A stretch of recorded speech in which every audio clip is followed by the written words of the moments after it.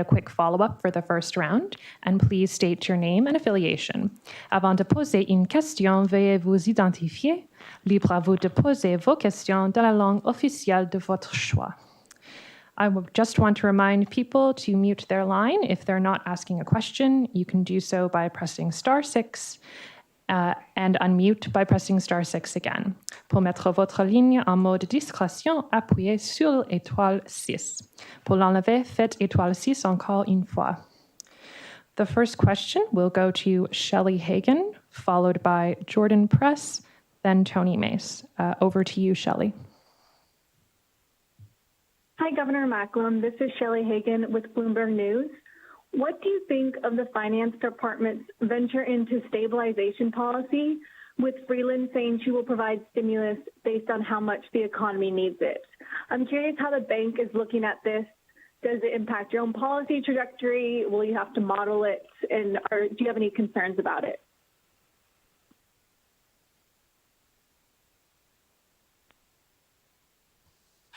Hi, Shelley. Fiscal policy and the supports provided through the pandemic have been absolutely necessary to protect the most vulnerable in the economy, to replace lost incomes, to help businesses deal with a variety of fixed costs.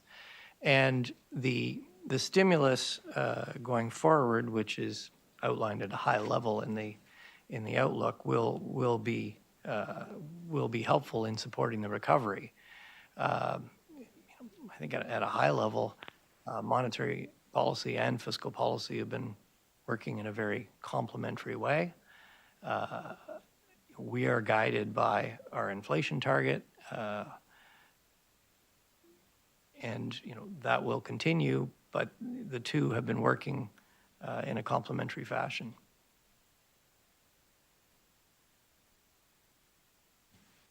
And is the bank concerned at all about the Canadian, or how concerned is the bank about the Canadian dollar appreciation, given the need for exports to keep growing? Well, I'll begin by reminding you we don't target the dollar. We don't have an objective for the Canadian dollar. It's set in markets. Our objective is for inflation. But the exchange rate is a very important price. I just gave a whole speech on the importance of trade. And clearly the exchange rate affects the competitiveness of our exporters. What I'd highlight right now is that the Canadian dollar has been appreciating, and for the most part, that appreciation doesn't reflect made in Canada factors. It largely reflects a broad-based depreciation of the US dollar. In fact, the Canadian dollar has been relatively stable relative to other currencies, but it's appreciating against the US dollar. And that's significant because the US is our largest export market. And that is something that we do factor the exchange rate into our outlook. And there's no question this appreciation of the US dollar is on the margin making our exporters less competitive. And so it is something that we've mentioned in our last couple of press releases because it's material. It's on our radar screen. That's the message. Thanks, Shelley. Jordan? Good afternoon, Governor. I want to just ask you something about vaccines. And obviously, we're seeing the first shots rolling out this week in Canada and more on the way. I'm just wondering, from your perspective, what does it mean to you, or maybe mean to the outlook going forward, to have these vaccines arriving sooner than you had originally anticipated? It's very good news. I guess what I would underline is that since our monetary policy report in October, quite a lot has happened. At a high level, the outlook is evolving broadly as we expected. We expected a very strong Q3. That's happened. There's actually been even a little bit more momentum than we thought going into Q4. And looking towards the second half of the year, the arrival of new effective vaccines is a very positive development. And we're starting to get a sense of what the rollout for those vaccines might be. And certainly as vaccines become widely available, Canadians are going to be able to get back to more normal activities. We're all going to feel a lot better. It's also going to be good for the economy. Near term, though, the situation is clearly looking more difficult. Infections are spreading. Provinces and jurisdictions within provinces are increasing restrictions. The restrictions are getting tighter. And even though we went into the fourth quarter with a bit more momentum than we thought, we do expect that that's going to weigh on growth in the first quarter, as I just highlighted in the Q&A after my speech. The first quarter could even go negative. But when you look out beyond that, as you highlighted, we now have a clearer timeline to when we're going to get out of the pandemic, and that's very positive. So you've got negative near term, more positive medium term, and the situation is evolving fairly quickly. As we, in our January monetary policy report and leading up to it, we will certainly be evaluating those. We will know by the time we get there, we'll have seen more about the evolution of the infections, and I expect we'll also know more about the rollout of vaccines. And we will factor that out into our January outlook and whatever decisions we take in January. And I'd just like to ask you also going forward, what are the metrics that you're going to be looking at, aside from maybe the inflation rate, to decide whether the economy requires more stimulus or maybe whether it's had enough and you need to tone that down, and not just maybe monetary, but fiscal stimulus at the same time? Well, you're right. Inflation is our beacon. That's our guide. We're trying to get inflation back to target. We're looking at a whole range of economic indicators that will influence inflation, but clearly the biggest thing right now is there's a lot of excess supply in the economy. There's still, roughly 575 Canadians who lost their job during the pandemic and have not got it back. And we've said for some time it's going to be an uneven, a choppy recovery, and I'm sorry to say, but we're seeing that chop right now. The rising infections, the rising restrictions are going to produce, or we're going to see some chop. So the evolution of the amount of excess supply in the economy is going to be a critical factor, because in order to get inflation sustainably back to 2%, we've got to eliminate that excess supply in the economy. Thanks, Jordan. Tony Mace. Yes, thank you, Governor. Just to follow up on the first part of that last question about the upside risk to the economic outlook in the second half of next year, given the good vaccine news.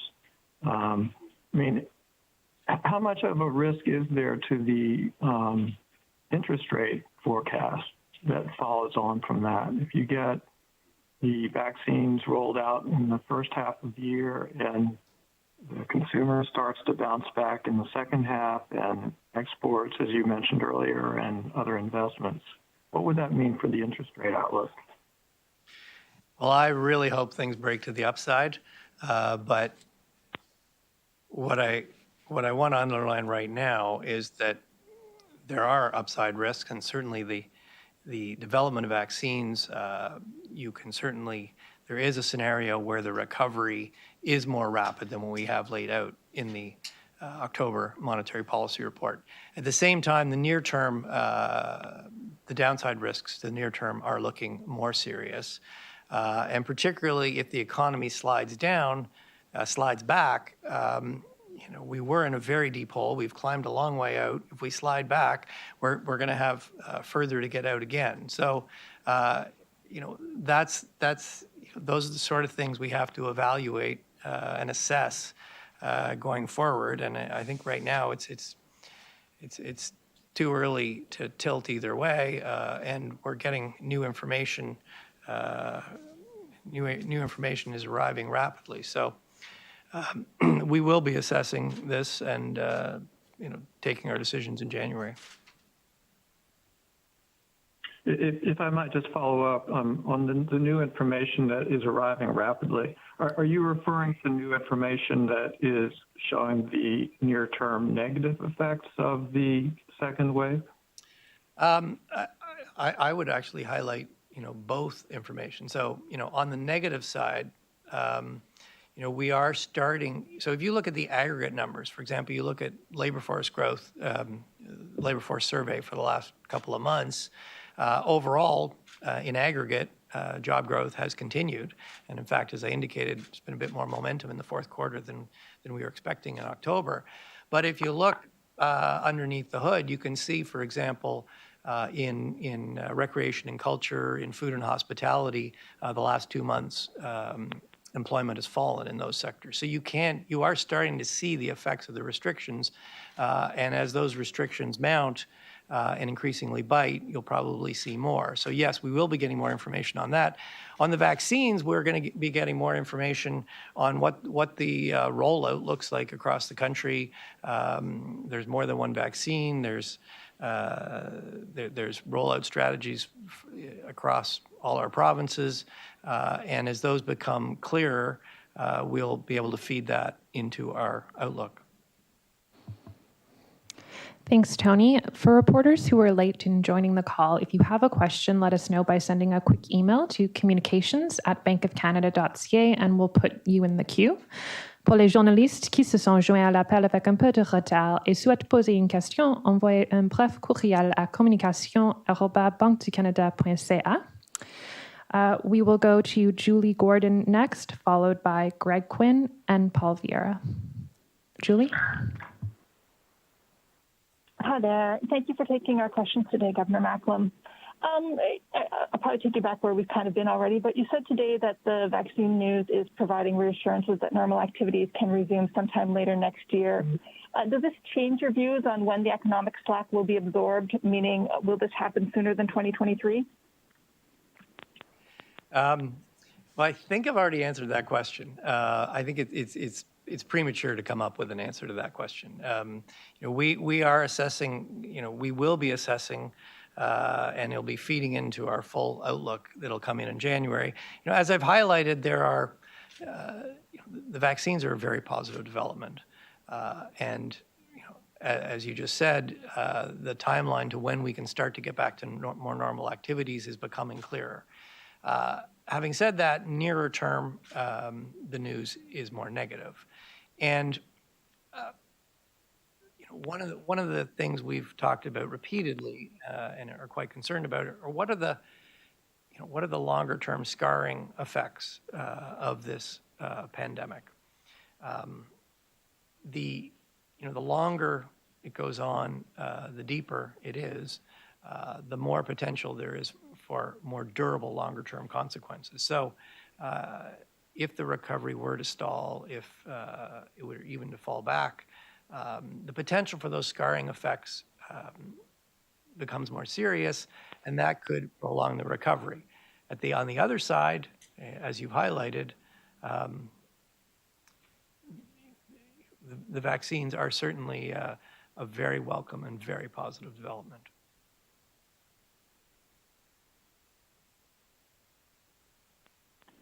Thank you. And just on the Canadian dollar, it seems like this was sort of your strongest expression of concern we've heard yet. Why did you not include similar comments in the policy statement last week with the rate decision?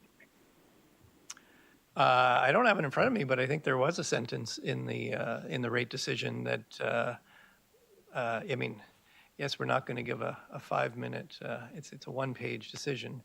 We highlight what is prominent, and there was a sentence in that decision along the lines of Canadian dollar depreciated, largely reflecting a broad-based depreciation of the U.S. dollar. And as I said earlier, we highlight in the press release the things that are on our radar screen, the things that are material that are affecting our outlook, and that's why it was there. Thanks, Julie. We'll go to Greg Quinn. Hello. A question about consumer finances and the housing market. Clearly this year, a lot of foreign immigration has been cut off, and yet the housing market has boomed. So I'm wondering if that's a bit of a sign that any of the strains or the housing boom is really driven by domestic demand and not by people coming in from other countries or foreign speculators. Yes, I think you're right. I think it is largely driven by domestic demand. You're seeing. I would highlight a number of factors, Greg. First of all, people were unable to buy a house for a few months, so there was a big pent-up demand, a lot of catch-up from the period when we were in full lockdown. So it's not entirely surprising that you saw a big, very strong rebound. The second thing I'd highlight is that when you're looking at the housing market, it's clear that the pandemic has shifted people's preferences. So condos are looking softer. The strength is particularly in single-family homes. The other thing that's interesting is that while the strength is pretty broad-based across the country, it is not as focused in the highest price markets, Toronto and Vancouver, as it was previously. It is more spread out. In fact, some of the biggest price increases have been in markets more like Ottawa and Montreal, for example, where prices are not as high. So there's a fair amount going on. There's no doubt that very low interest rates, forward guidance that is provided confidence that our rates are going to stay low for an extended period. I have no doubt that that is a factor supporting the housing market. And, frankly, that's part of the way monetary policy works. That's part of the way it puts stimulus in the system by encouraging spending, particularly on credit sensitive, on things that are often bought with credit. Secondly, a question about the bank's governance itself. At the moment, governing council has no women or visible minorities. Isn't this out of step with the times? And is there anything you plan to do about that? Well, look, thank you for raising that. Diversity, it is important that the Bank of Canada reflect the Canada it serves. Recently, internally, we launched a new diversity and inclusion strategy, and in that we set targets. We have targets for the whole bank, but we also set targets for senior leaders, what we call senior officers, roughly the top 100 or so people at the Bank of Canada, and we have a strategy with it to make sure that we realize those targets.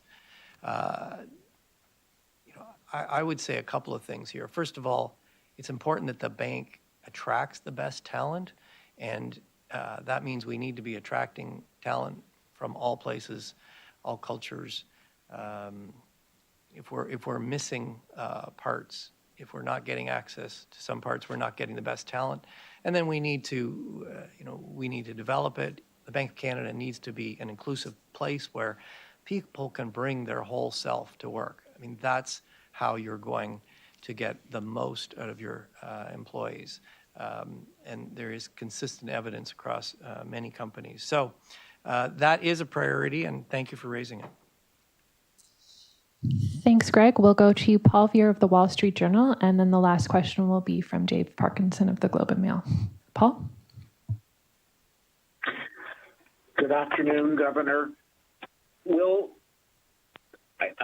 the vaccine front, will the early authorizations and availability prompt the bank to change its previous guidance about vaccines and other medicines would be widely available at mid-2022? Why didn't you suggest a change that today? Is that something that's likely to change in your January MPR? Well, we'll be getting more information between now and then on the rollout of the vaccines. But yes, I think on the margin, we'll certainly have to look at our assumptions, and the arrival of vaccines has come on a more optimistic schedule, and that's great news. As I highlighted, it's not the only bit of news, but that is certainly very good news. And I just want to ask, I believe it was in the Q&A session, you were asked about the elevated levels of savings. You suggested some part or some of that savings is being used to pay down debt. Do you think the pay downs that are happening, how much is that mitigating the previous vulnerabilities the central bank identified in terms of household indebtedness being a concern for financial stability? Well, it's certainly helping, and I think it's hard to. I don't know what your rating scale is, but it's certainly helping. I think the other thing I highlighted in my previous remarks is that the most important predictor of somebody making their mortgage payments is that they have a job, and there's a real alignment right now between the need for monetary stimulus and financial stability, because monetary stimulus is lowering interest costs for Canadians. If you've got a mortgage, as you renew the mortgage, the cost of that mortgage is going to go down. You can use that extra money to pay your mortgage down faster. You can use it to buy other things. And the other aspect is by lowering borrowing costs, we're supporting the recovery. We're helping getting Canadians back to work. So, there is a certain alignment. We've highlighted this risk for some time. Governments across the country have taken a number of measures to manage that risk. The OSFI's B20 mortgage stress test is a good example. And going forward, it's going to be important that we continue to manage that risk. Thanks, Paul. We'll go lastly to Dave Parkinson, Globe and Mail. Oh, hi, Governor. Dave Parkinson at the Globe here. Just going to go back to the near-term outlook. I mean, you've talked about the possibility today. You've talked a couple of times about the possibility of negative growth in the first quarter. The Bank of Canada was never expecting very much growth in the fourth quarter. I'm wondering, first of all, if you can give us an idea if you think that there's a possibility that we could go negative in the current quarter. And then maybe give us an idea, give Canadians an idea of what sort of scale you might think a negative turn in a quarter might be. I mean, obviously, we saw some really ugly quarters earlier in this year. I just want to see if we can give an idea if we're talking about barely tipping over into negative, or if we could be looking at a sizable negative in the quarter. Okay, well, let me start, Dave, with the fourth quarter, because we actually have some data on the fourth quarter. So in our October monetary policy report, I believe we had 1% growth in the fourth quarter. So the data that's come in, so obviously 1% quarterly at annual rates is 0.2 quarterly. So it wouldn't take much to tip that into negative. Having said that, the data that has come in since October has shown more momentum in the fourth quarter.